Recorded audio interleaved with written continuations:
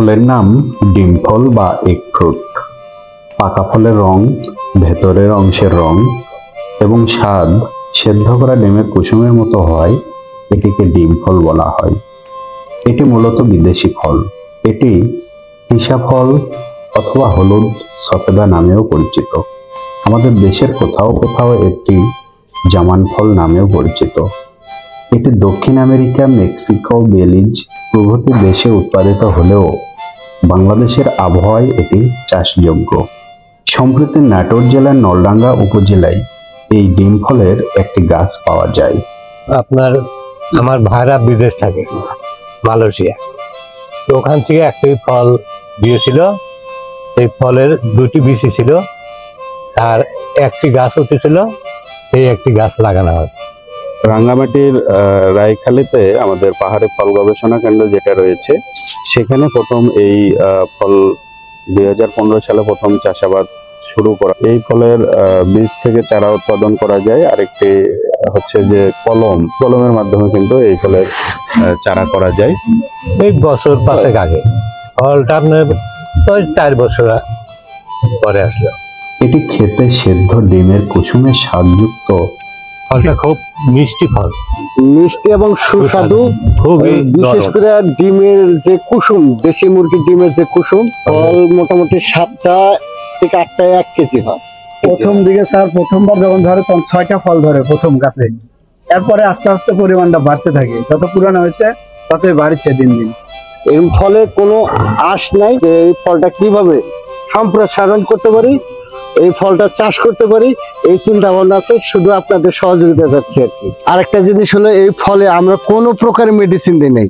না দেওয়ার জন্য কিছু কালো স্পট পড়ছে, যে জিনিসটা এই ফলে কোনো মেডিসিন ব্যবহার করা যাবে কিনা, বা এই আবহাওয়ায় এই ফলটা মানে সুন্দরভাবে এই ফলটা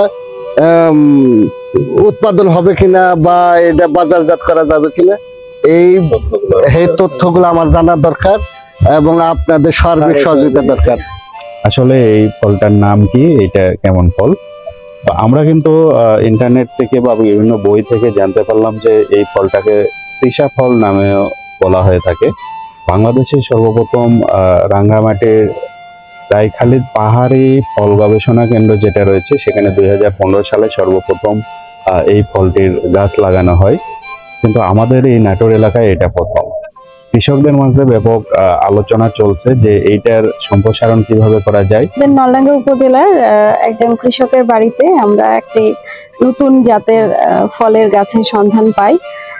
উনি আমাদেরকে প্রথম জানান, এখানকার যে উপসহকারী কৃষি কর্মকর্তা, তার মাধ্যমে আমরা জানতে পারি। তো তারপরে আমরা ফলটা দেখি, এটা আসলে তিসা ফল যেটা বলে, এগ ফ্রুট, এটা নামেই পরিচিত আমরা যতদূর জানতে পেরেছি। এবং এটার স্বাদটাও আমরা খেয়ে দেখেছি যে বেশ ভালো, মিষ্টতা অনেক বেশি। তো আমরা এখানের যারা আগ্রহী আছে, আশেপাশের অনেকেই আসছে দেখতে, তাদেরকে এটা কিভাবে বংশবিস্তার করা যায় এই ফলের গাছটা, সেই পরামর্শ দিচ্ছি। এবং আমরা ঊর্ধ্বতন কর্তৃপক্ষের সাথেও কথা বলেছি, তারাও এই বিষয়ে অবগত আছেন এবং এটা কিভাবে সম্প্রসারণ করা যায় সে ব্যবস্থা নেওয়া হচ্ছে। আপনাদের সহযোগিতা করুন। আমার গোটা যে বাড়ি আছে আশেপাশে, যে আমার মোটামুটি 2-3 বিঘা জমি আছে, গোটাটাই আমি এই ফলেরই বাগান করব। এই ফলের রোগ পোকামাকড় দমন করার উপায়টা কি, এই ফলটা চাষাবাদ করতে গেলে এটার বংশবৃদ্ধি করতে হবে কিভাবে, এই বিষয় নিয়ে আমাদের যারা কৃষক ভাইরা এটা করছেন তাদের মধ্যে কিন্তু আগ্রহ রয়েছে। আমরা আশা করছি কৃষি সম্প্রসারণ অধিদপ্তর, হর্টিকালচার সেন্টার অথবা আমাদের বিশ্ববিদ্যালয়ের গবেষক যারা রয়েছেন, তাদের সাথে কথা বলে আমরা প্রকৃত তথ্য বের করে আনতে পারবো এবং আগামী দিনে এই ফলটা তিসা ফল বা এগ ফল, বা বাংলায় যদি আমরা বলি সরাসরি ডিম ফল, তাহলে সেই ফলটা কিন্তু একসময় আমাদের বাংলাদেশে এই বিদেশি ফলটি চাষাবাদ হবে। এটাই আমরা সঠিক পৃষ্ঠপোষকতা পেলে ভবিষ্যতে এটি সারা বাংলাদেশে চাষ করা সম্ভব।